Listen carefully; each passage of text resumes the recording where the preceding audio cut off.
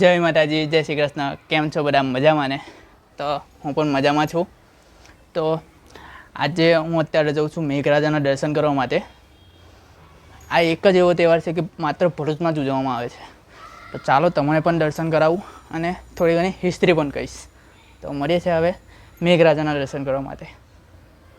અત્યારે અમે લોકો જઈ રહ્યા છીએ મેઘરાજાના દર્શન કરવા માટે. આ એક માત્ર એવો ઉત્સવ છે કે જે ભરૂચ જિલ્લામાં જ ઉજવવામાં આવે છે, એટલે ભરૂચમાં જ ઉજવવામાં આવે છે, જે ભોયવારમાં. તો અત્યારે હું મારા ભાઈ જઈએ છીએ ભોયવાર સોનેરી મહેલ બાજુ.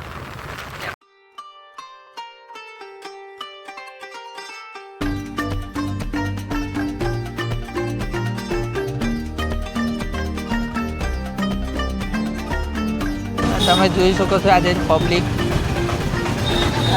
મેરો તો થોડોક તો ચાલુ થઈ જ ગયો છે. ઘણું ટ્રાફિક પણ છે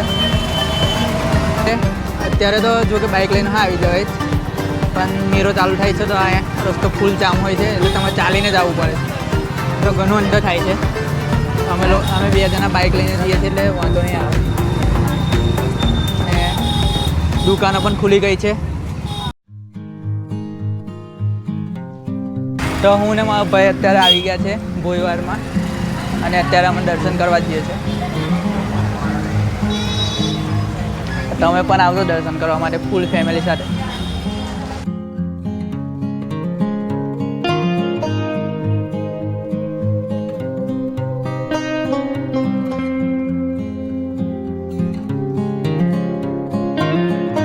છપ્પનના દુકાનના સમયે મેઘરાજાએ દર્શન આપ્યા હતા, ત્યારથી જ આ મેઘ મહોત્સવ ઉજવવામાં આવે છે. અષાઢ વદ ચૌદસની રાત્રે નર્મદા નદીની પવિત્ર માટીમાંથી મેઘરાજાની મૂર્તિ એક જ રાતમાં તૈયાર કરવામાં આવે છે. આ મેઘ મહોત્સવ શ્રાવણ વદ સાતમથી દસમ સુધી ઉજવવામાં આવે છે. અહીં સરીનોમનો મેળો પણ ભરવામાં આવે છે. અહીં સરીનો ઉત્સવ ઉજવવામાં આવે છે, જે નોમના દિવસે હોય છે. અને અહીંયા આગળ ભવ્ય મેળો પણ ભરાય છે. તો તમે પણ તમારા ફેમિલી સાથે, ફ્રેન્ડ સાથે આ મેઘરાજાના દર્શન કરવા જરૂર આવજો. અને નાના છોકરા હોય તો એમને પગે લગાવવા જરૂર આવજો. તો અહીંયા આગળ છે મંદિર, તમે જોઈ શકો છો.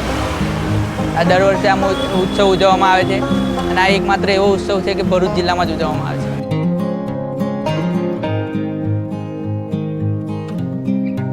તો મળીએ છીએ હવે નવા બ્લોગ સાથે.